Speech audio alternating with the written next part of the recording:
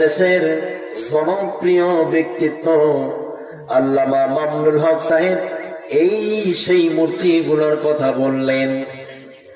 হিন্দুরা তোমরা হাজার কোটি মূর্তি বানাও তোমাদের ধর্মের জন্য, উপাসনালয়ের জন্য, মুসলমানদের বিন্দু মাত্র কোনো ক্ষতি হবে নাকি?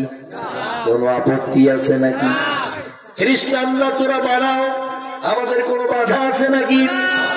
বৌদ্ধরা তোমরা বানাও হাজার কোটি, আমাদের কোনো বাধা নিষেধ নাই।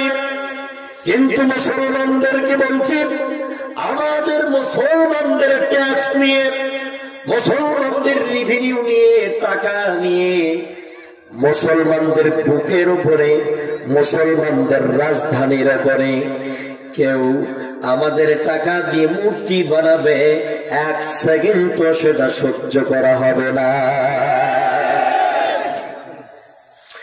হযরত আবু বকর রাদিয়াল্লাহু তাআলা আনহু মুসলমানদের পক্ষে 40 জন সাহাবী মিলে দ্বীন প্রচার শুরু করে দিয়েছেন। কেন আজ গোপনে গোপনে দ্বীন প্রচার করব? কেন এখন আমরা গোপনে নামাজ আদায় করব? আর গোপনে নয়, সব ডাইরেক্ট করতে চাই। দাওয়াত শুরু হয়ে গেল। আবু বকরকে এই আবু জাহেলের বাচ্চা কঠিন ভাবে মারধর করলো। বয়োবৃদ্ধ আবু বকর মার খেয়ে সেন্সলেস হয়ে মাটিতে পড়ে গেলেন, হুঁশ হারিয়ে ফেললেন। বাড়িতে নিয়ে যাওয়া হলো, আবু বকরকে বাসায় নিয়ে যাওয়া হলো। আবু বকরের মা উম্মুল খায়ের ডাক দিয়ে বললেন, বাবারে, এই সে আবু জাহেলদের খোদা, ওগুলোর কেন তোমরা ওই জায়গা থেকে বের করে দিলে? ওরা তো কোনো মতে এগুলো সহ্য করবে না, অতএব এজন্য মুহাম্মাদের পিছু ছিঁড়ে দিলে কি হয় না? আবু বকর বললেন, জান কুরবান হয়ে যাবে, মৃত্যু ঘনিয়ে আসবে, মুহাম্মাদের কাছ থেকে এক বিন্দু পিছপা হব না। যতই নাটক বানান না কেন, এক বিন্দু আমাদের জায়গা থেকে আমরা সরে যাব না। কথা বলে ঠিক কিনা? কারণ সেটি আমাদের শিক্ষা দিয়েছেন সাহাবায়ে কেরাম। হযরত আবু বকর পড়ে আছেন, হুঁশ ফিরে এলো। আবু বকরের মা এবং এলাকার আত্মীয় স্বজন, পাড়া প্রতিবেশী বলা শুরু করেছে, আবু বকর, এই দিনের দাওয়াত দিতে গিয়ে তোমার আজ এই তরুণ অবস্থা। রায় আবু বকর, আর এভাবে যাওয়ার দরকার নাই।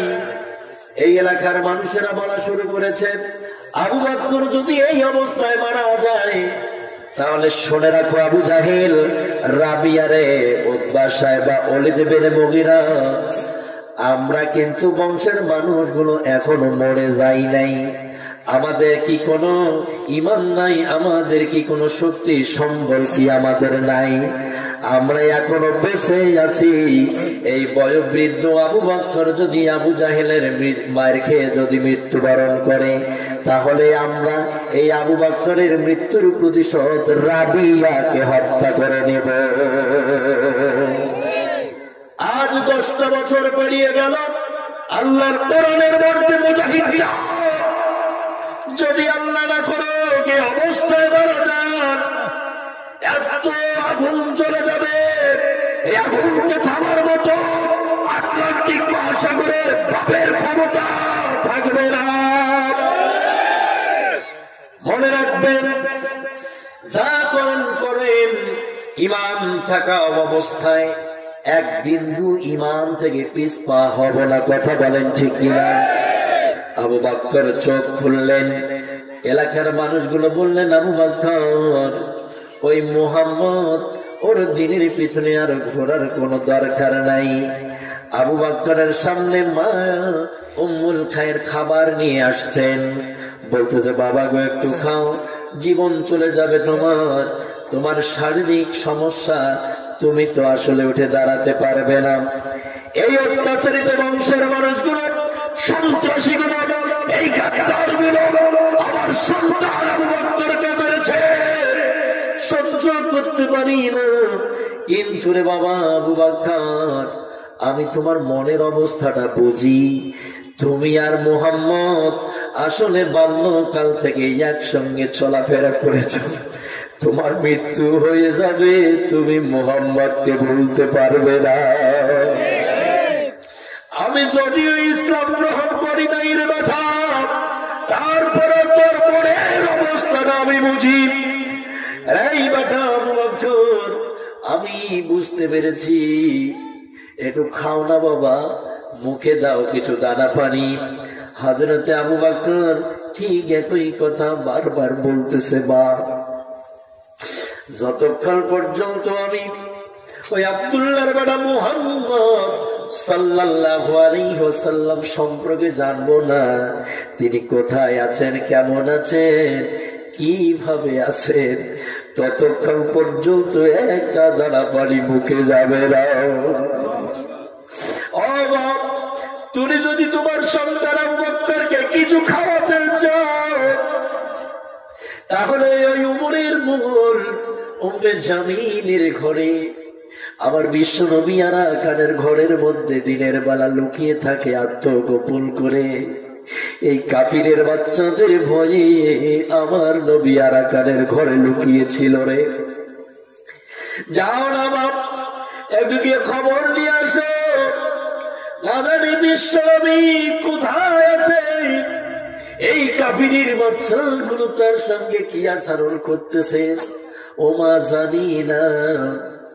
আমার প্রাণ প্রিয় হাবিবটাকে একটা নজর দেখতে চাই। যতক্ষণ তুমি বলবে না, ততক্ষণ আমি আবু বকর কিছুই খাবো না। মা বলতেছে, বেড়ারি খাও না একটু।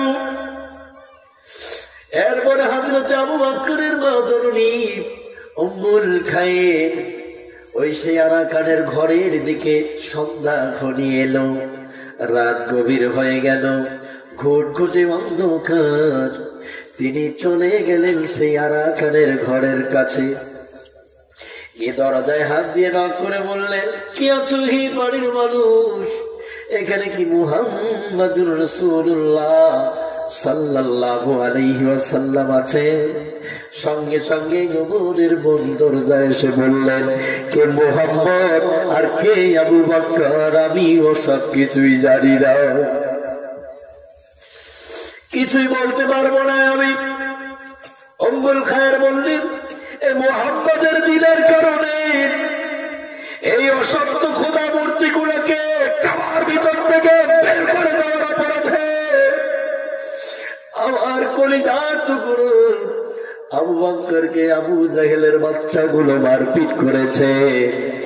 সম্ভবত আমার কলিজার টুকরা আবু বকর আর বাঁচবে না। আমার সন্তানটা শেষবারের জন্য একটা জানতে চাই, কোথায় মুহাম্মদ আছে, একটু বলবেন কি? হযরত ওমরের মন বলা শুরু করলেন, আমি কিছুই জানি না, তবে একটা কথা বলছি। আসলে ওই আবু বকরের কষ্টের সময়ের কথাটা শুনে, ওর মর্মান্তিক অবস্থাটা শুনে আমি উম্মে জামিলের মনের অবস্থাটা ভালো নাই। যদি একটু যাওয়ার সুযোগ হতো তাহলে আমি গিয়ে তারে দেখে আসতাম। আগে বললো আমি কাউকে চিনি না, এখন বলছেন আমি যদি একটু সুযোগ পাইলে যেতাম। তার মানে উপরে উপরে বলতে পারতেছেন না, ভিতরে ভিতরে গভীর সম্পর্ক রয়েছে। আজ ইসলামের মানুষগুলোকে ভালোবাসি কথাটা বলতে পারি না, কিন্তু ভিতরে ভিতরে আমাদের নেটওয়ার্ক ঠিক আছে না নাই? আমি পাবনাবাসীকে বলতে চাই, সে গভীর সম্পর্ক শ্রদ্ধা গুলো কি আমাদের আছে না নাই? সেই মানুষগুলো এখন আমাদের চোখের সামনে আসে না বলে কি ভুলে গেছেন নাকি? ময়দান থেকে চলে গেছে দেখে কি আপনারা ভুলে গেলেন নাকি রে? তাহলে মনে রাখবেন, উম্মে জামিল চিৎকার করে বললেন, আমি যদি একটু সুযোগ পেতাম তাহলে আমি গিয়ে আবু বকরকে একটা নজর দেখে আসতাম। রাতের অন্ধকারে চলে গেলেন আবু বকরের বাড়িতে, গিয়ে বললেন, কোথায়, কেমন আছেন আবু বকর? পাশে গিয়ে দেখে অচেতন অবস্থায় বিছানায় পড়ে কাতরাচ্ছে। একটু দূর থেকে দেখে নিজেকে আর সামলাতে পারলেন না, দরদর করে চোখ দিয়ে পানি পড়ল। হযরত আবু বকরের হুঁশ ফিরিয়ে আসলো। হযরত আবু বকর চোখ খুলে বললেন, কোথায় মা? আমার নবীর খবর কি তুমি আনো নাই? উম্মে জামিল কাছে গিয়ে বললেন, আবু বকর, এদিনের দাওয়াত দিতে গিয়ে, সত্য প্রচার করতে গিয়ে যে কাফিরের বাচ্চাগুলো, যে গাদ্দারগুলো, যে সন্ত্রাসীগুলো তোমার আজ এই অবস্থা করেছে, আল্লাহর কাছে বিচার দিলাম, আল্লাহ তুই বিচার করবে।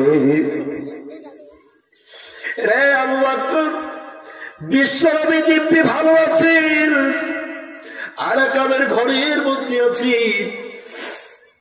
আমি তাকে দেখে আসলাম, উনি সুস্থ আছেন, কোনো চিন্তার কারণ নাই। আবু বকর যেন একটু সুস্থের মতো হয়ে গেল, উঠে বসলেন।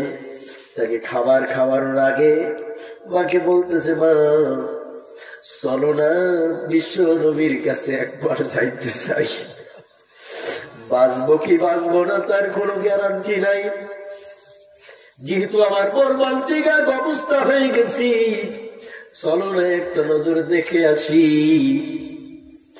হযরত আবু বকর সহকারে, উম্মুল খায়ের সহকারে আরাকানের ঘরের কাছে চলে গেলেন। হযরত আবু বকর দূর থেকে দেখতেছেন আমার নবী, বিশ্ব নবী দরজার পাশে দাঁড়িয়ে আছে। দৌড় দিয়ে গিয়ে হযরত আবু বকর বিশ্ব নবীকে জড়িয়ে ধরে কান্না কাটা শুরু করেছেন, ইয়া রাসূলুল্লাহ, ওই খোদাগুলো নয়, ওই হুদাগুলোকে বের করে দেওয়ার অপরাধে আমার আজ এই অবস্থা করেছে। ও নবী, আপনি ভালো আছেন তো? আপনি সুস্থ আছেন তো? বিশ্ব নবী ওর সহ্য করতে পারলেন না, ভক্ত আবু বকরকে জড়িয়ে ধরলেন। দুজনকে জড়িয়ে ধরে কান্নাকাটি করছে। বিশ্ব নবী কাঁদতেছি, হযরত আবু বকর কাঁদতেছি।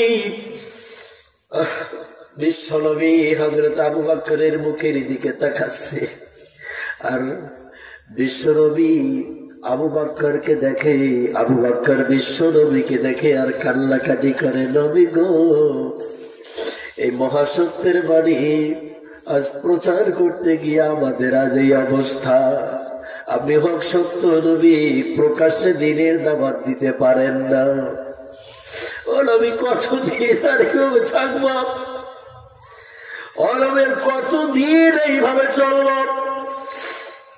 বিশ্বনবী বলেন, আবু বকর রে, বেশি দিন লাগবে না, এমন একটা দিন আসবে, এমন একটা শতাব্দী আসবে রে, যেই শতাব্দীতে আল্লাহর কোরআন বলা আর শোনার মতো মানুষের অভাব থাকবে না। হাজার কোটি গুলি করো আর মারো আর বন্ধ করো, কারণ বাবার ক্ষমতা নাই স্তব্ধ করতে পারে। মনে রাখবে, এ জীবনের এক বিন্দু পরোয়া করি না, একমাত্র শুধুমাত্র কেবলমাত্র এক আল্লাহর গোলামি ছাড়া কারো গোলামি মানি না। হযরত আবু বকর বলছেন কানে কানে বিশ্ব নবীর দিকে তাকিয়ে, হুজুর, উনি আমার মা, উনি হলেন উম্মুল খায়ের, উনি আমার মাতা, ওনার গর্ভ থেকে আমি দুনিয়ায় এসেছি। হে আল্লাহর নবী, আমার মা ইসলাম এখনো গ্রহণ করেনি, একবার দাওয়াত দেন, আল্লাহ যদি কবুল করেন তিনি ইসলাম গ্রহণ করতে পারে। হযরত আবু বকর বলতে দেরি, বিশ্ব নবী হযরত উম্মুল খায়রের দিকে দাওয়াত দিতে দেরি করলেন না, সঙ্গে সঙ্গে লাব্বাইক বলে উম্মুল খায়ের কালেমা তেলাওয়াত করে নিলেন। লা ইলাহা ইল্লাল্লাহু মুহাম্মাদুর রাসূলুল্লাহ। লা ইলাহা লা ইলাহা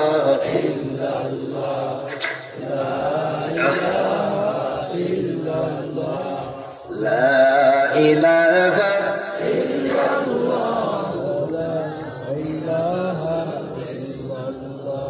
লা ইলাহা ইল্লাল্লাহু মুহাম্মাদুর রাসূলুল্লাহ। আর জোরে বলেন সাল্লাল্লাহু আলাইহি ওয়াসাল্লাম। তাহলে ইসলামের প্রথম খলিফা কি মূর্তির পক্ষে ছিলেন? আর জোরে বলেন। নবীজি কি নিজেই ছিলেন নাকি? কি করেছিলেন? এই দুর্গা একদিন ভাস্কর্য ছিল, এই লাত মানত উজ্জা একদিন ভাস্কর্য ছিল, ওই গণেশ একদিন ভাস্কর্য ছিল, ওই কালী ওই প্রতিমাগুলো একদিন ভাস্কর্য ছিল। ওগুলো আজ দুনিয়ার মানুষের কিছু মানুষের খোদা হয়ে গেল। আজ যারা ভাস্কর্য বানাবে আগামী দিনগুলোতে দেখবে এগুলো তাদের খোদা হয়ে যাবে। কথা বলেন ঠিক কিনা? মরে মরে মূর্তি গড়ে করছো কিসের আর্চনা? বলছি আমি দরাজ গলায়, এসব তেমন দোষের না, এসব তেমন দোষের না। কথায় কথায় মলবি ভাইদের ঘাড়ে নানা দোষ দিয়ে সকাল হতে সন্ধ্যাবধি ফিরছে বাজে গীত গায়ে ভাই, ফিরছে বাজে গীত গায়ে। কথায় কথায় ধর্মের অপরাধের মুখে দিচ্ছে ঠাই। দেশ ভরে বেহায়া পড়াই, মূর্তির কাজে বাধা নাই। দেশ ভরে বেহায়া পড়াই, মূর্তির কাজে বাধা নাই। ঘুমের ক্ষতি বলছে কবি শুনে ফজরে না যান। ঘুমের ক্ষতি বলছে কবি শুনে ফজরে না যান। সাহিত্যিক আর বুদ্ধিজীবী এরা কবি নয় আস্থা শয়তান। সাহিত্যিক আর বুদ্ধিজীবী এরা কবি নয় আস্থা শয়তান। মনের মাঝে প্রশ্ন জাগে আমরা কিসের মুসলমান? মনের মাঝে প্রশ্ন জাগে আমরা কিসের মুসলমান? মনে রাখবেন আবু বকর রাদিয়াল্লাহু তাআলা আনহুর নাম আজ 1500 বছর আগে কি করে গেলেন, কি এমন চরিত্র গঠন করলেন, তার তো কোনো ভাস্কর্য রাখা লাগে না, কোনো কিছু তৈরি করে রাখতে হয় নাই। তারপরেও তার নাম শোনার সঙ্গে সঙ্গে মানুষ রাদিয়াল্লাহু তাআলা আনহু বলে। আপনি আর শয়তানি করবেন, আপনি বদমাশি করবেন, আপনি মানুষ মারবেন, ক্ষতি করবেন, ছেড়ে দিবেন, হত্যা করবেন, আর সুনাম কুড়াবেন, কোনদিনও সেটা সহ্য করা হবে না। এ জাতি ওদের নাম সহ ভুলে যাবে। কথা বলেন ঠিক কিনা? ওই যে Bush Blair America, George W Bush আমেরিকার মাটিতে যদি আঙ্গুল তুলে কথা বলতো যে আজ পূর্ব দিকে সূর্য উঠবে, তামাম পৃথিবীর সকল নায়কগুলো ওই দিকেই তাকিয়ে থাকতো। কথা বলেন ঠিক কিনা? সেই লোকটাকে পর্যন্ত জুতা খাইয়ে যাওয়া লাগছে। মুসলমানদের সাথে বসে বেয়াদবি করেছে, তাই তো সাংবাদিকের জুতার বাড়ি খেয়েছে। মুসলমানদের সাথে বসে বেয়াদবি করেছে, তাই তো সাংবাদিকের জুতার বাড়ি খেয়েছে। সেই জুতা বিশ্ব জুড়ে সবচেয়ে দামি হয়েছে, হয় নাই? সেই জুতা বিশ্ব জুড়ে সবচেয়ে দামি হয়েছে, মুসলমানদের সাথে বসে বেয়াদবি করেছে, তাই তো সাংবাদিকের জুতার বড়ি খেয়েছে। নমরুদ ইব্রাহিমের সাথে বেয়াদবি করেছে, তাই তো ল্যাংড়া মশা নাকের ভিতর গিয়েছে। ফেরাউন মুসার সাথে বেয়াদবি করেছে, তাই তো নীল নদীতে শুদ্ধ খাইয়ে মরেছে। আরে মরার সময় কতবার যে বাঁচাও বাঁচাও বলেছে ফেরাউন, মরার সময় কতবার যে বাঁচাও বাঁচাও বলেছে, জিবরাইল তাহার মুখে কাদা ঢুকে দিয়েছে, জিবরাইল তাহার মুখে কাদা ঢুকে দিয়েছে। ঠিক না?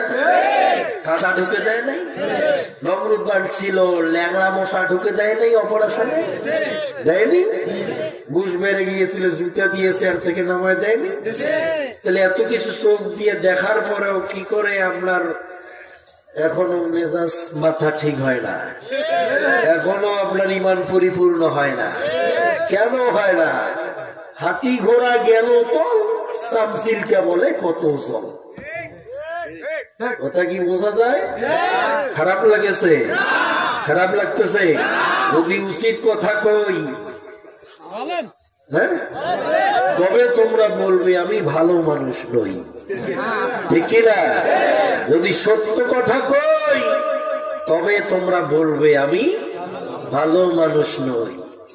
চোরে শাবল দিয়া শিং কাটিলে চোরকে মারে চৌকিদার, যারা কলম দিয়া শিং কাটিতেছে কে করে ওদের বিচার। এখন এই কথাটি যদি আমি এই পাবনায় এসে কই, তবে তোমরা বলবে আমি ভালো মানুষ নই। তখন হবো আমি খারাপ। তখন আমার মতো আর কে খারাপ আছে? 40টা বছর কোরআনের খেদমত করল, মানুষের দাঁড়ে দাঁড়ে গিয়েছে বহির্বিশ্বের অন্তত প্রায় 50টি দেশে। আল্লাহর কোরআন মাথা উঁচু করে বলেছেন যিনি, আজ ধর্ষণের মামলার আসামি তিনি।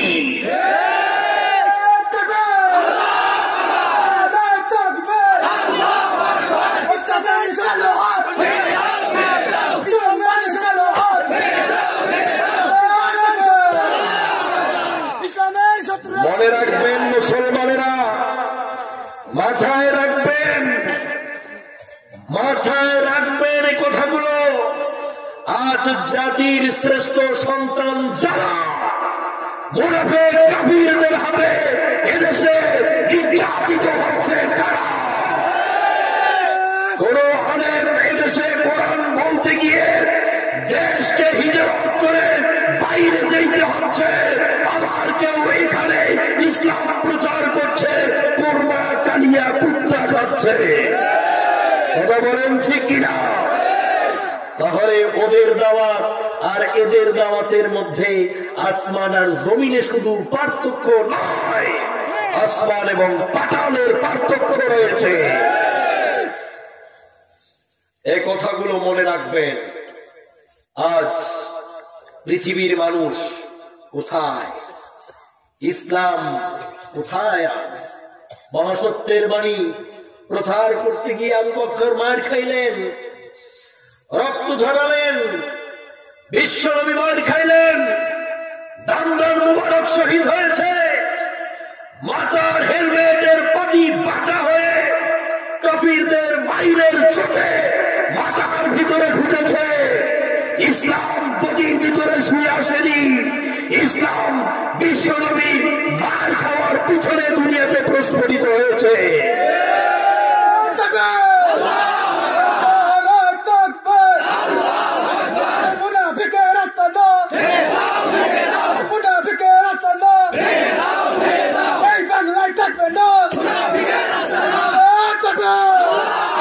মনে রাখবেন মুসলমানের সন্তানেরা, একটা গাছ কুড়ালকে জিজ্ঞাসা করছে, কুড়াল ভাই তুমি আমাকে কাটো কেন?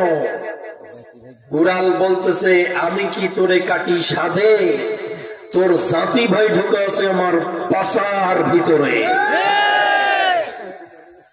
আমি কুড়ালের তোর মতো গাছকে কাটার মতো কোনো ক্ষমতা ছিল না। আমি কুড়াল তোকে কাটতে পারি এরকম কোন সাধ্য সাহস আমার ছিল না। তোর মতো একটি গাছ, তোর জাতি ভাই আমি কুড়ালের পাশার ভিতরে ঢুকেছিল, ও আমাকে সাহায্য করেছে, এই জন্য আমি কুড়াল তোর মতো গাছকে কাটতে পেরেছি। আজ কিছু মুসলমান হাইব্রিড এরা ওদের পিছনে কাজ করছে, যার কারণে আজ ইসলামের ক্ষতি হচ্ছে। কথা বলছে না কেন? মনে রাখবেন, এই ইসলাম এমনি এমনি আসে নাই, এমনি আসে নাই। কেউ তো আজ বলছে যে নৌকায় উঠে বসবেন সোজা জান্নাতে চলে যাবেন, আছে না নাই? পীরের ব্যবসা বাদ দেন, অন্য চিন্তা করে। বেগুন কথা কয়, গাছের শিকা কথা কয়, এরপরে 40 বছর ধরে উজু করা লাগে নাই, ওতে নামাজ পড়ছে। শয়তানি কোথা থেকে শিখছেন? আপনার কি কোনো কমন সেন্স নাই? কথা বোঝেন না? কি কিস্তা কাহিনী এগুলো, কি ফালতামি শুরু করছে আল্লাহ ভালো জানে। কথা বলতে বলতে মাপের বাইরে পর্যন্ত চলে যাচ্ছে, এরপরেও সেগুলোকে সাপোর্ট করা হচ্ছে। হকপন্থীদের জায়গা নাই, আর ভণ্ডদের জায়গা চাই।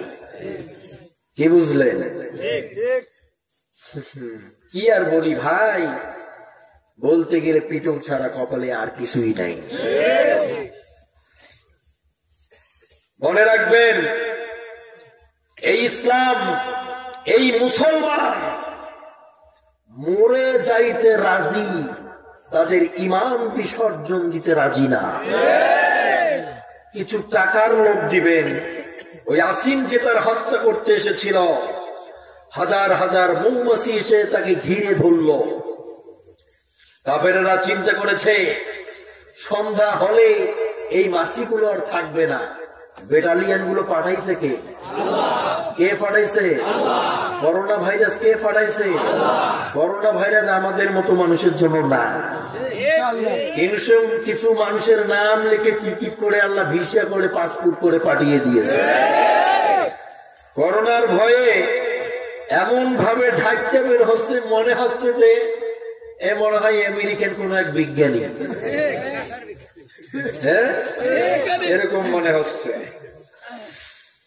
টেনশন কইরেন না, চিন্তা কইরেন না, জায়গা মতো গিয়ে করোনা সবল দিবে।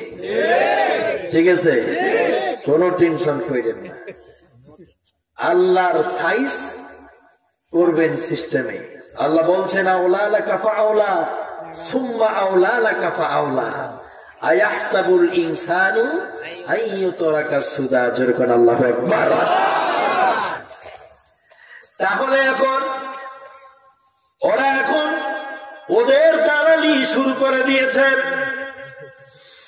আগে তো শুধু পীরের দয় দিয়ে খাইল, এখন কি করবে আল্লাহ ভালো জানে।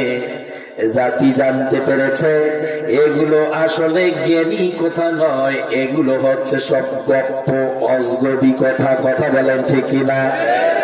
আরে দয়াল বাবা ভণ্ড বাবা লাগে আমায় ডর, ফেরেশতায় গড় ঝমর ভেতর কবরের ভিতর। বাবা রে, ফেরেশতায় গড় ঝমর কবরের ভিতর। বাবার মুরিদ আছে যারা, দেখবেন মুইটা পানি লয় না তাহারা। বাবার মুরিদ আছে যারা, মুইটা পানি লয় না তাহারা। গাজা ধরি টানা টানি জেকেরের ভিতর, গাজা ধরি টানা টানি জেকেরের ভিতর। ফেরেশতায় গড় ঝমড়বে কবরের ভিতর। বাবা গো, ফেরেশতায়ে গণ জমাড়বে কবরের ভিতর। বাবার দর্শন মিলে যদি শ্যামলা নারী হয় সুন্দরী। এখন মুড়িধার মহিলারা স্বামী ধরে গেছে বউকে, হুজুর মুড়ি দেও, হুজুর কাছে বাইরে যা মহিলা মুড়ি দেও, কি মুড়ি দাও, যা বাইরে যা দেও, মুড়ি দেও, মুড়ি দেয় জায়েজ আছে বুঝি, যেরকম সুবহানাল্লাহ। বাবার দর্শন মিলে যদি কালো নারী হয় সুন্দরী, ওটাই স্বামীর কদম ছাইরা দিয়া বাবার কদম ধর। ফেরেশতায়ে গণ জমাড়বে কবরের ভিতর। বাবা গো, ফেরেশতায়ে গণ জমাড়বে কবরের ভিতর। কোন কায়দায় মূর্তির পক্ষে ভাষণ দিছে চিন্তা করছেন? দেখছেন তো মনে হয়, হ্যাঁ দেখেন নাই? ভালো লাগছে মনে হয়। ধীরে করে বোঝা যায় দালালি কোনা, আস্তে করে ধরা যায় যে যে একটা টাটকা মুনাফিকের মুনাফিক, ঠিক না? আবু জাহেল তো আসলে ভালো আছে। আবু জাহেল 42 বার হজ করছে, কবার করছে? আবু জাহেল কয়বার? আবু জাহেলের আসল নাম তো আবু জাহেল নয়, আবু জাহেলের আসল নাম ছিল আবুল হাকাম, মানে জ্ঞানীর পিতা, আর গপ্পের পিতা, ঠিক না? গল্প কিচ্ছু কাহিনী সারা কিচ্ছু নাই। আর লাফালাফি ঝাপাঝাপি তো আছে, সামিয়ানা না থাকলে চতুর্থ আসমানে দৌড়ি গেল নাই আছে। এগুলো যদি বলতে চাই তখন এলাকা হবে যে হুজুর এখন গীবত করা শুরু করছে। গীবত হক সত্য বাস্তব কথা, কথা বলেন ঠিক কিনা? আমরা আল্লাহর দালালি করি, আল্লাহর গোলামি করি, আমরা আল্লাহর চাকর, আল্লাহরই গোলাম, ঠিক না? আমরা তোমাদের মতো কারো পাশাটি না, কারো পক্ষে থাকি না। আমরা শুধুমাত্র ইসলাম কোরআন হাদিসের পক্ষে থাকি, মৃত্যু পর্যন্ত থাকবো, ইনশাআল্লাহ থাকবো। হাজার কষ্ট আসুক, হাজার ব্যথা বেদনা আসুক, ইনশাআল্লাহ আমরা আমাদের স্থানেই স্থানান্তরিত থাকবো। এদিকে লাশকে ঘিরে ফেলছে হাজার হাজার মৌমাছি গুলো, ব্যাটালিয়ান বাহিনী গুলো। কাফিরেরা আবার চলে গেল। সন্ধ্যা ঘনিয়ে আসলে অন্ধকার হলে পরে তারা আসবে, এসে আসিমের মাথাটা কেটে নিয়ে যাবে ওরা। কিন্তু বিশ্বনবী ভিন্ন দিকে দোয়া করেছেন, ডাইরেক্ট প্রধানমন্ত্রীর কাছে। দোয়া কবুল হয়ে গেল। আবার আল্লাহ পাক মুষলধারে বৃষ্টি দিয়ে দিলেন। বৃষ্টির চুটি এবং স্রোতে হযরত আসিমের লাশ কোথায় যেন হারিয়ে গেল, কোথায় যেন চলে গেল। ভাসতে ভাসতে ওই সেই মক্কাতুল মুকাররমার নিচু স্থানগুলোর মধ্যে বিশ্বনবীর আশেপাশের জায়গাগুলোতে চলে গেল। আর কাফিরের পাঁচাটা গোলাম গুলোর মনের আশাটা মাটি হয়ে গেল। এদের আশা ছিল যদি মাথাটা কেড়ে নিয়ে দিতে পারি তাহলে 100 উট উপহার পাব। এই আশায়, এই চিন্তায় এরা গিয়েছিল, খোঁজাখুঁজি করলো, কোথাও খুঁজে পাওয়া গেল না। সর্বশেষ ওই লাশটা বিশ্বনবীর আশেপাশে যখন চলে গেছেন, খুঁজে পেলেন নবীজির সাহাবীরা। লাশকে সুন্দরভাবে দাফন কাফন করলেন। এদিকে কাফিরদের শুধু পাছাটাই শেষ, এখান থেকে আর কিছুই হলো না। আপনি 2টা বলবি মানেন, 4টা বানান, 10টা যাও, 100টার জন্ম হয়। যত কষ্ট দিবেন তত বেড়ে যায়, যত ভূতা মারবেন তত প্রস্ফুটিত হয়। কথা বলেন ঠিক কিনা? ইউরিদুনা লিয়ুতফিউ নূরাল্লাহি বিআফওয়াহিহিম ওয়াল্লাহু মুতিম্মু নূরিহি ওয়ালাউ কারিহাল। আল্লাহ কার কথা বললেন? ওই কাফেরদের যত জানা যন্ত্রণা হোক না কেন, তাতে কি আল্লাহর কোন যায় আসে? আসবে। ওরা যতই ফুকাফুকি নিভানবি থামিয়ে দেওয়ার চেষ্টা করুক না কেন, বন্ধ করার ব্যবস্থা করুক না কেন, 4 পয়সারও লাভ হবে না, শুধু পাশাটা ছাড়া কিছুই হবে না। সেই দিন ওই অবস্থাটা হয়েছিল। বিশ্বনবী মুহাম্মদ রাসূলুল্লাহ সাল্লাল্লাহু আলাইহি ওয়াসাল্লাম 40 জন সাহাবীকে নিয়ে যদি এই 70 দিনের মশাল তুলে ধরতে পারেন, তাহলে হাজার কোটি লক্ষ মুসলমান থাকার পরে কি এই মহা সত্যের কথাটা আমরা উচ্চ স্বরে বলতে পারি না? যারা বলতে পারবে না এরা হচ্ছে বোবা শয়তান। কি শয়তান? বোবা শয়তান। আমার আল্লাহ পাক বলেন, হক যেটা সেটা বলতেই হবে, যেটা হক নয় সেটা বাধা দিতেই হবে। যদি না দাও তাহলে ইমানের ক্ষতি হবে। তাহলে কামতুমাই পয়েন্টে এবার চলে যাই। ওই যে লা তারফাউ আসওয়াতাকুম ফাওকা সাওতিন নবী, নবীর কথার আওয়াজের উপরে তোমাদের কারোর আওয়াজকে উঁচু করা যাবে না। কথা বলেন ঠিক কিনা? যখন আয়াতটি নাজিল হয়ে গেছে, সাহাবা একরাম ভুল পথ বেছে নিতেও যাচ্ছিল। নবীজিকে প্রশ্ন করবেন এমন সাহসটা তাদের ছিল না। নবীজির উপরে কথা বলবেন এটা নিষেধ করা হয়েছে, আওয়াজ উঁচু করা যাবে না, হারাম। বিশ্ব নবীর কথার উপরে আওয়াজ উঁচু করা যাবে না। আজকে তো নবী বেছে নাই। আলেমরা যখন কথা বলেন স্টেজে হোক আর মসজিদে হোক, কিছু জালেমের বাচ্চা আছে, বাধা দেয় কিনা? বাধা দেয় কিনা? তাহলে নবীজির উপরে এই আয়াতটা নাজিল হওয়ার কারণ, নবীজির কথার আওয়াজের উপরে আওয়াজ উঁচু করা যাবে না। যেমন নবীজির ওয়ারিস আলেম না থাকার পর এদের বক্তব্যের সময় উঁচু করে, কণ্ঠ উঁচু করে আওয়াজ দেওয়া তেমন হারাম রয়েছে। কিন্তু জালিও তো বুঝেই না। কথা বলে ঠিক কিনা? আয়াত নাজিল হয়ে গেছে, সাহাবায়ে কিরাম প্রশ্ন করতে পারতেছেন না। কিভাবে নবীজিকে প্রশ্ন করবেন, কিভাবে উত্তরটা শুনে নেবেন, কিভাবে কথাবার্তার ভাব আদান প্রদান করবেন, এই সাহাবীরা ভয় পেয়ে গেলেন। নবীজির সামনে দাঁড়িয়ে থাকে কিন্তু কথা বলতে পারে না। বিশ্ব নবী বসে আছেন, দূর থেকে কোথা থেকে যেন একজন ব্যক্তি এসে হুজুরের সামনে বসে গেলেন, হাঁটু দুটো বিশ্ব নবীর হাঁটুর সঙ্গে মিলিয়ে নিলেন। বিশ্ব নবীর দিকে তাকিয়ে তাকিয়ে লোকটা বলা শুরু করলেন, ইয়া মুহাম্মদ সাল্লাল্লাহু আলাইহি ওয়াসাল্লাম আখবিরনি আনিল ইসলাম। হে নবী মুহাম্মদ সাল্লাল্লাহু আলাইহি ওয়াসাল্লাম, আপনি আমাকে ইসলাম সম্পর্কে অবহিত করেন। বিশ্ব নবী লোকটার মুখের দিকে তাকিয়ে আছি।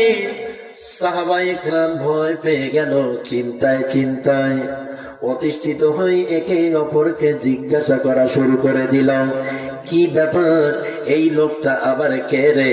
যে লোকটা বিশ্ব নবীর সামনে বসে আবার বিশ্ব নবীকে প্রশ্ন করে, আবার বিশ্ব নবী সেই প্রশ্নের জবাব দেওয়ার পরে সেটা সত্য না মিথ্যা ওই লোকটাই আবার নিজেই সত্যায়ন করছে। যেরকম সুবহানাল্লাহ। সাহাবায়ে কেরাম আশ্চর্য হয়ে যাচ্ছে, লোকটা কে রে? আবার লোকটা বিশ্ব নবীর দিকে তাকিয়ে তাকিয়ে বললেন, ইয়া মুহাম্মদ সাল্লাল্লাহু আলাইহি ওয়াসাল্লাম আখবিরনি আনিদ্দীন। আবার বললেন, হে নবী, আপনি এবার আমাকে দ্বীন সম্পর্কে বলেন। তৃতীয় আবার বিশ্ব নবীর দিকে তাকিয়ে বলা শুরু করলেন, ইয়া মুহাম্মদ সাল্লাল্লাহু আলাইহি ওয়াসাল্লাম, আখবিরনি আনিল ইহসান। ও নবী, এবার আপনি আমাদেরকে ইহসান সম্পর্কে বলেন। চতুর্থবার বলার পরে পঞ্চমবার আবার বিশ্ব নবীর দিকে তাকিয়ে বললেন, ইয়া মুহাম্মদ সাল্লাল্লাহু আলাইহি ওয়াসাল্লাম, আখবিরনি আনিস সাআতিহি। এবার বললেন, হে রাসূল, এবার আপনি আমাদেরকে কিয়ামত কোন দিন হবে, কখন হবে বলেন শুনি। বিশ্বনবী থেমে গেলেন। সাহাবা একরাম বুকের দিকে তাকিয়ে আছেন। লোকটার মাথার চুল ছিল কালো, এরপরে শরীরের পোশাকটা ছিল ধবধবে সাদা। লোকটা বিশ্বনবীকে 5টা প্রশ্ন করে বসে আছেন। প্রথম প্রশ্নটাই হলো, হে নবী, আপনি আমাকে ইসলাম সম্পর্কে অবহিত করেন। বিশ্বনবী উত্তর দিতে গিয়ে বললেন, ইসলাম হলো আতুকিমুস সালাতা, তুমি সালাত আদায় করবে, কায়েম করবে। ওয়াতুতিজ যাকাত, তুমি প্রতিটা মুহূর্তে মাথায় রাখবে, ও অবশ্যই যেন তুমি যাকাত প্রদান করতে পারো। ওয়া তাহাজ্জুল বাইতা ইন ইসতাতা'তা ইলাইহি সাবিলা, যদি পথ খরচে তোমার টাকা পয়সা থেকে থাকি, তাহলে তুমি অবশ্যই হজটা আদায় করে নেবে। এরপরে আরো বললেন, মনে রাখবে এই কথাগুলো প্রত্যেকটাই হলো ইসলাম। নামাজের কথা বললেন, যাকাতের কথা বললেন, রোজার কথা বললেন, হজের কথা বললেন। মাত্র একটি প্রশ্নের জবাবে কয়টি কথা? আরো জোরে বলেন, কয়টি? এই 4টার কোনো একটা যদি বাতিল হয়ে যায়, তাহলে বুঝতে হবে আপনি ইসলামের একটা যদি বাতিল করেছেন, তাহলে একটা খুঁটি আপনার ভেঙে গেছে। যদি 2টা আপনি বাতিল করে দিয়েছেন, তাহলে বুঝতে হবে আপনার 2টা খুঁটি নড়বড়ে হয়ে গেছে। 3টা যদি আপনি না মানলেন, তাহলে বুঝবেন এই ঘর আর দাঁড় হয়ে থাকার মতো সম্ভাবনা নেই।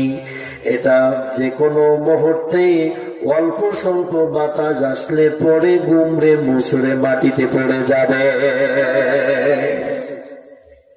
বিশ্বনবী যখন এই প্রশ্নের 4টা জবাব পরিষ্কার ভাবে দিলেন, লক্ষ নবীদের মুখের দিকে তাকিয়ে তাকিয়ে বললেন, ওয়ালা সাদাকতা, নবী আপনি বড় সত্য কথা বলেছেন, যেরকম সুবহানাল্লাহ।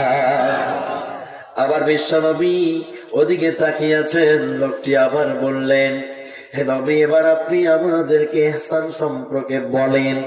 বিশ্বনবী বললেন, ইহসান হলো তুমি এমন ভাবে নামাজ আদায় করবে যে নামাজে তুমি তোমার আল্লাহকে দেখতে পাইতেছো। যদি তুমি তোমার আল্লাহকে দেখতে না পাও, তাহলে মনে রাখবে তিনি অবশ্যই তোমাকে দেখতেছেন। এটাই হলো ইহসান। তৃতীয় প্রশ্নের জবাব বিশ্ব নবী দিতে গিয়ে বললেন, আসলে মনে রাখবে জিজ্ঞাসিত ব্যক্তি ব্যতীত আমি রাসূলের তা জানা নেই। কিয়ামত কোন দিন হবে, কখন হবে, কিভাবে হবে, এটার সম্পূর্ণ জ্ঞান কার আছে? কিন্তু মাঝে মধ্যে কিছু পত্রিকায় দেখা যায়, ওরা লেখে অমুক দিন দুনিয়ায় উল্টে যাবে। কথা বলেন ঠিক কিনা? এই নাস্তিকের বাচ্চাদের পত্রিকা দিয়ে প্রস্তাব করে কুলুপ দেওয়া হারাম। কথা বলেন ঠিক কিনা? মিথ্যে কথা প্রচার করে এরা তো তথ্য সন্ত্রাসী। এরাই তো আলেমদের এই অবস্থা করে ছেড়েছে। অসত্য কথাগুলো লিখে লিখে তারা 12টা বাজিয়ে দিয়েছে। মানব সমাজে আলেমদের ঘৃণার পাত্র বানিয়েছে ওরা। কথা বলেন ঠিক কিনা? মনে রাখতে হবে প্রিয় বন্ধুগণ, বিশ্ব নবী আবার ওই ব্যক্তির দিকে তাকিয়ে আছেন। আবার নবীজিকে যখন তাকাচ্ছিলেন, বিশ্ব নবী বলা শুরু করলেন, মনে রাখবে এমন একটা সময় আসবে, কেমন কোন দিন হবে এটা বলতে পারি না, কিন্তু কিছু নিদর্শন আছে কিয়ামত হওয়ার, আসার কিছু নিদর্শন দিয়েছি। এক নম্বর নিদর্শন হলো, যারা বকুড়ির রাখাল, যারা একেবারে গরিব মানুষ, যারা আসলে পানের দোকান দিয়ে খায়, ঝালমুড়ি বিক্রি করে, ওরা সমাজের বিত্তশালী মানুষগুলোর সাথে প্রতিযোগিতা করবে। একজন 10 টাকা দিয়েছে, পানের দোকানদার এসে কবে, হ্যাঁ 10 টাকা দিছো, ব্যথা আমি 15 টাকা এবার দেব। হচ্ছে কি হচ্ছে না? যারা সমাজের অরিজিনাল কাজী, যারা শিক্ষিত মানুষ, মান সম্মানওয়ালা মানুষ, ওরা কাজী নেই, ওরা পাজি হয়ে গেছে। সমাজের পাজি গুলো আজ সমাজের কাজী হয়ে গেছে। আজ বাংলাদেশে বিভিন্ন জায়গায় দেখতে পাই, চোর, ডাকাত, নুসরা, পান্ডা, গুন্ডা, মদারু, সুদারু, জেনাখর, ধর্ষক, এরা আজ সমাজের মেম্বার, চেয়ারম্যান, মন্ত্রী পর্যন্ত হয়েছে। সম্মানিত মানুষগুলোরা সম্মান হারা হয়ে পড়িয়াছে। কারণটা কি? কারণ আছে একটা, ক্বালাত ইন্নাল মুনাফিকুনা, ক্বালাত ইন্নাল মুনাফিকুনা, এ ক্বালাত দিয়ে তাদেরকে ফলো করা হয়েছে। এরা মুনাফিকদের সঙ্গে চলাফেরা করবে। আসলে এরাই হচ্ছে তারা যারা দালালি করে সমাজের বিত্তবান হবে। কি হবে? প্রমেশন। ওর কোন যোগ্যতা নাই, জুতে মুচি খাওয়ার যোগ্যতা নাই, ও হবে নেতা। ঠিক কিনা? আর ও হয় মোসপার খাইবে, মোসার একটা কাম হইবে না, মোস টানে দুই দিলে মেজাজ থামে না। এরকম তো হয় না? হচ্ছে না? দেখে শুনে এটা দিবে।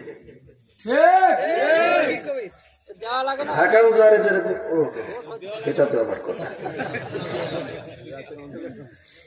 যাই হোক, এগুলো যেন মনে থাকে। থাকবে? থাকবে মনে থাকে, যেন মনে যেন থাকে। ঠিক আছে? অন্ধকারে কখনো তীর মারবেন না, একটু দেখি শুনি মারবেন, যাতে জায়গা মতো গিয়ে লাগে। এখন যেটা সেটা দিবেন, অন্ধকারে গিয়ে লাগবে, ওই উল্লার পাল্লাত করবেন, পরে বাটি চালান দিয়েও খুঁজি পাবেন না, জুতার তালা ক্ষয় হয়ে যাবে আর খুঁজি পাবেন না। মাটি কাটার চাকরি কি কাজ দেবেন, ৬,০০০ টাকা ছাড়া হইবে না।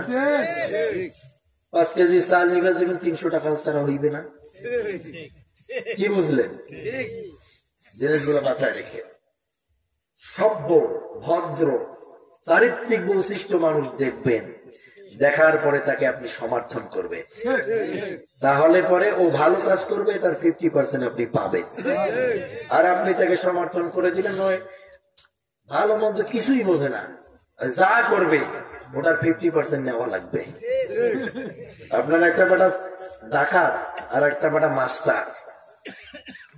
মাস্টার তার কটা খুব আপনি বাকিনি বাগনি বলেন, আমার বেটা একটা মাস্টার, জানেন,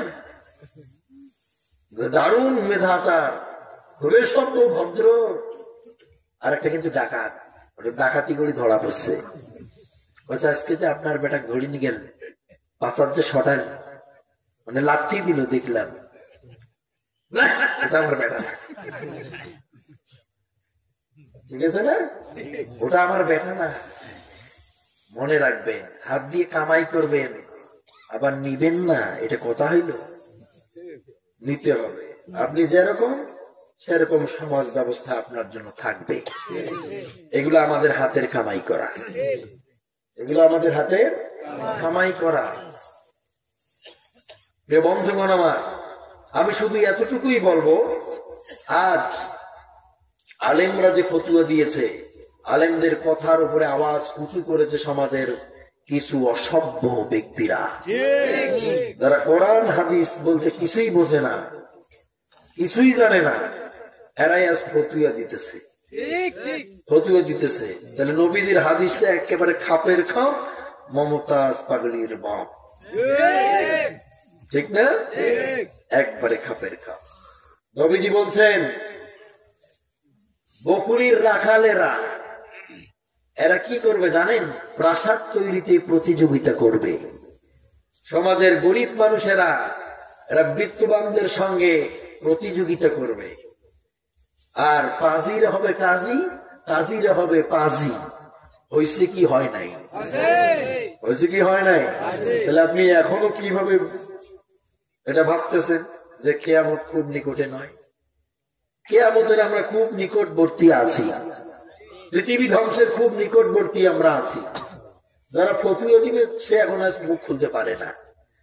আর যার ফতুয়া দেওয়ার কোন অধিকার নাই, যোগ্যতা নাই, সে দিতেছে ফতুয়া, ঠিক না? তাহলে কোথায় আপনি আজ গেছেন? আজ বোঝে না যে শহীদরা হচ্ছেন আল্লাহ পাকের মেহমান, তাদের জন্য আল্লাহ রেখেছে জান্নাত, তাদের জন্য আমাদের করতে হবে দোয়া। তা না করে আমরা করি গান বাজনা। যেরকম সুবহানাল্লাহ, যত করবেন তত তাদের জন্য গজব হবে, আর যত দোয়া করবেন তত আমাদের জন্য কল্যাণ হবে। যুবকেরা যে কোরআনের ব্যবস্থাটা করছে, এতে কি আপনারা খুশি না বেজার? কিছু মানুষ আছে ওরা কিন্তু কঠিন ভাবে রাগান্বিত, ওরা সহ্যই করতে পারতেছে না। ওই যে বক্তা কি আর দুনিয়া ছিল না, এটি আনা লাগবে। এতে প্রত্যেকটা বক্তা একেবারে চামড়ার ভিতর দিকে ভেদ করে ওই দিক দিয়ে বের হয়ে যাচ্ছে। মানুষকে পিটাইলে হয়, কিছু বলতে হয়। কথা বলেন ঠিক কিনা? এই জন্য ধীরে ধীরে গাড়িটা চালাচ্ছি, যাতে বুঝে, মাথায় যেন থাকে। তাহলে এগুলো আর চলে না। মানুষেরা ওই বাবা মা কিসসা কাহিনী এগুলো শুনতে চায় না। মানুষ এখন জানতে চায় প্রেক্ষাপট ছাড়া যেমন কোরআন নাযিল হয় নাই, তেমন প্রেক্ষাপট ছাড়া আলোচনা হবে না। প্রেক্ষাপট যেটা থাকবে, আপনি যদি ডাক্তারের ছেলে, ডাক্তার মরে যাওয়ার পর, ডাক্তার যদি মরে যাওয়ার পর ডাক্তারের ছেলে ডাক্তারি দাবি করে, আর আপনারা যদি মেনে নেন, ওর কাছে যদি আপনার মাথার ব্যথার ট্যাবলেট নিতে যান, ও কিন্তু জানে না পেটের ব্যথার ট্যাবলেট দিয়ে দিবে। কথা বলেন ঠিক কিনা? মনে রাখবেন মুসলমানেরা, একটা হাড়ি ছিল, হাড়ি এ ছিল একটা তুলার কাদা।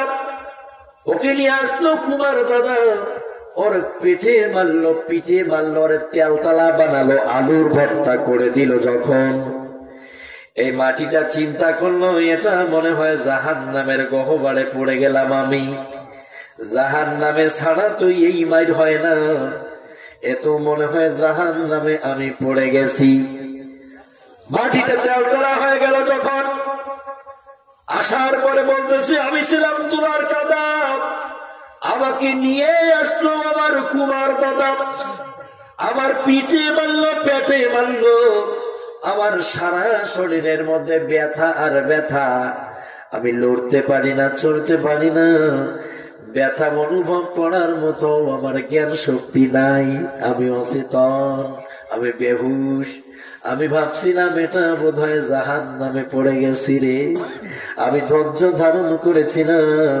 কিছুদিন পরে আমার কুমার দাদা আমাকে একটা সরকার উপরে ফালাই দিল।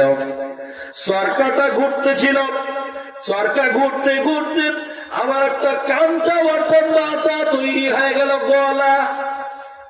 তখন আমার কানটা ধরল কুমার দাদা, সুন্দর করে ঘোরালো, আবার আমার পিছনটা সুন্দর করে গোল বানালো।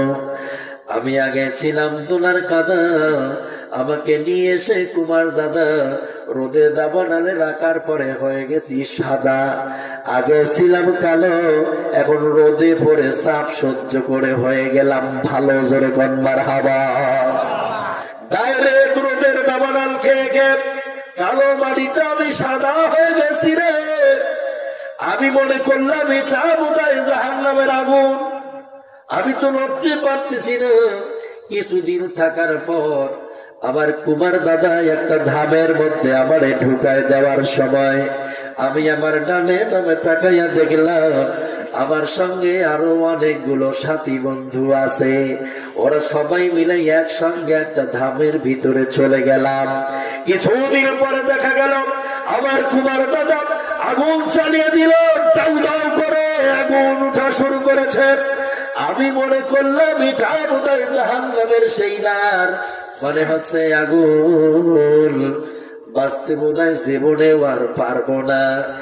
এ দুনিয়ার যুবক, আমার সমবয়সী পাবনার ছেলেরা শোনরে, ওই হাড়িটা বলতেছে আমি তাওয়াক্কালতু আলাল্লাহ, অবিচল বিশ্বাস শুধুমাত্র কেবলমাত্র আল্লাহর উপরে করেছিলাম।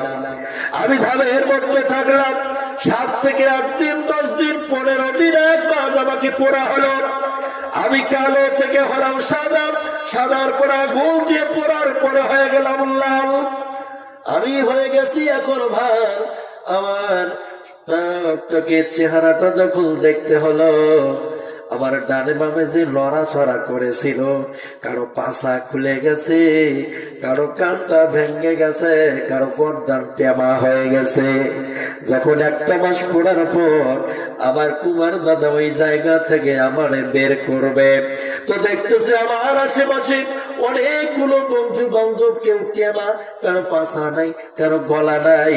ওদের কারো কান ধরে ধরে ফিকাইলো আর বলল, তোদেরকে এখানে রেখে আমার এক বিন্দু লাভ হলো না, তোমাদের পিছনে এত শ্রম দিয়ে আমার কোনো ফায়দা হলো না।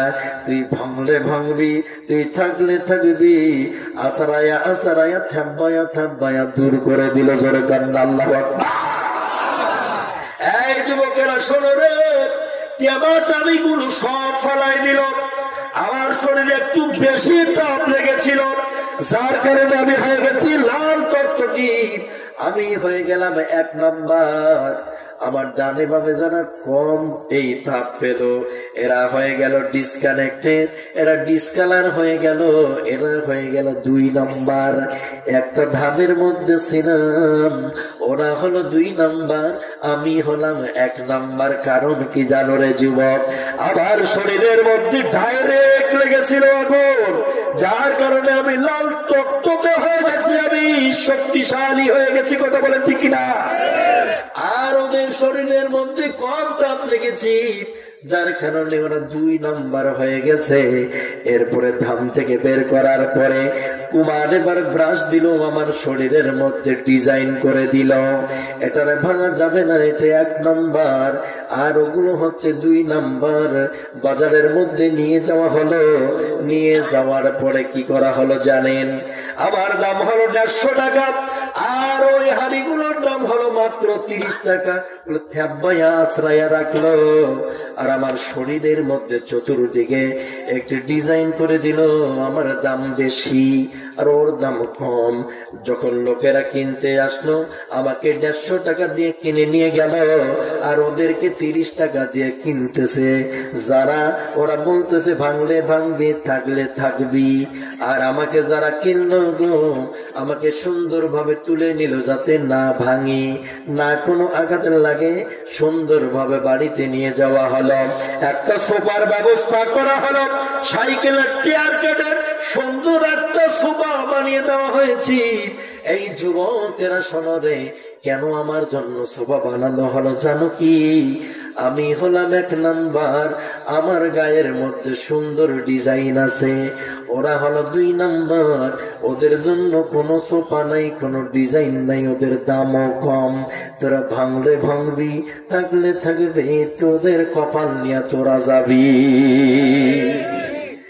আমাকে নিয়ে দেওয়া হয়েছে বাসার মধ্যে, যেই বাড়িতে রাখা হলো, ওই বাড়ির রমণীটা, ওই বাড়ির মেয়েটাকে কোনো যুবক কোনোদিনও দেখলো না। আমাকে সকাল বেলায় একবার কোলে তুলে নিয়ে নদীর ঘাটে যায়, হাত মুখ ধুতু করে আমার মধ্যে পানি নিয়ে কোলের মধ্যে নিয়ে আবার আসে। দুপুর বেলা একবার আদর করে কোলে নিয়ে আসে, রাতের বেলা যদি শ্বাস পায় আর একবার কোলে নিয়ে ঘুরে। কেন এত দাম আমার জানো? কারণ আমার গায়ের মধ্যে ডিজাইন আছে। হ্যাঁ, আমি 1 নম্বর কথা বলেন ঠিক কিনা? নড়াচড়া করবি, এপাং ওপাং করবি, মুনাফিকের খাতায় নামটা চলে যাবে। কথা বলেন ঠিক কিনা? থাকলে এক জায়গায় থাকতে হবে, তবেই হতে পারবে মুসলিম। থাকতে পারবো তো? রাত তো মনে হয় অনেক হয়ে গেছে, 12:30 বেজে গেছে। আর না বাড়াই নাকি? প্রতিদিন কথা বলতে হচ্ছে। আজকে বেশি বলতে পারছি না, গলার অবস্থা ভালো না, আপনারা শুনতে পাচ্ছেন। গলার অবস্থা কি ভালো? গতকালকে আপনাদের জামালপুরে ছিলাম, রাতের প্রোগ্রাম সারলাম রাত 1টায়। সেটা চিন্তা করলাম যে এই প্রোগ্রাম ধরতে পারবো কিনা, মানে পারবো না মনে হয়, এরকম মনে আছে। ওখানেই মুনাজাত দিয়ে গাড়ি স্টার্ট, ও টান দিয়ে চলে আসলাম আপনার ওটা কি জায়গা জানো, এটা জায়গায় আসলাম আপনাদের, ওটা হচ্ছে ইসলামপুরের পাশে।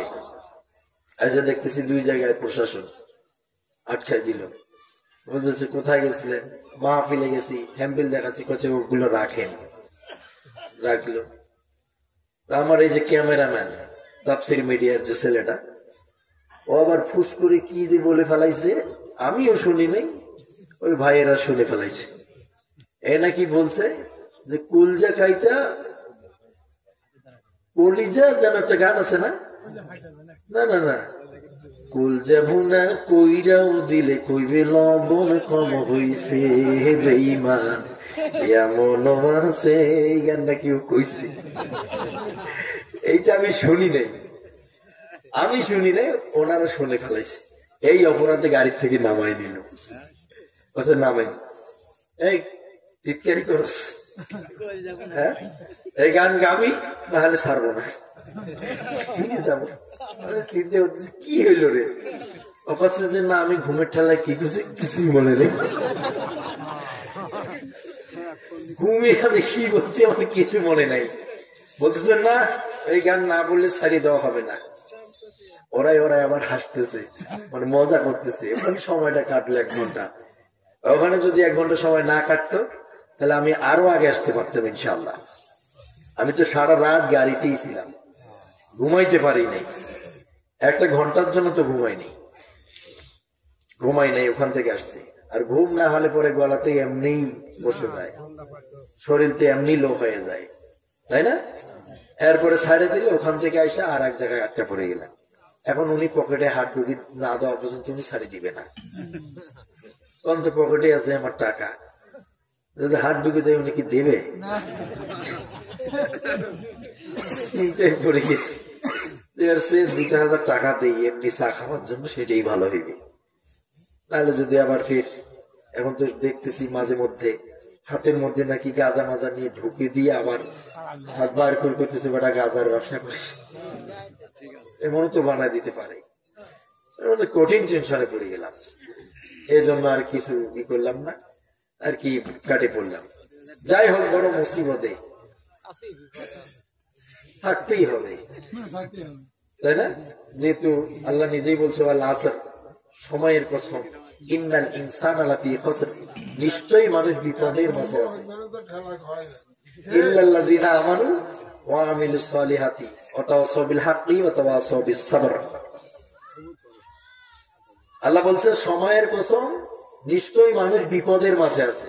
শুধু ওই মানুষগুলো বিপদে নাই যারা ইল্লাল্লাযীনা আমানু, ঈমান এনেছে, ওয়া আমিলুস সালিহাত, এরপরে আমলে সালেহ করতেছে, ওয়া তাওয়াসাউ বিল হাক্কি, তারা হকের উপরে আছে, ওয়া তাওয়াসাউ বিস সাবর, হকের উপরে থাকতে গেলে ধৈর্য সবর এগুলো থাকতে হবে বেশি বেশি। কথা বলে ঠিক কিনা?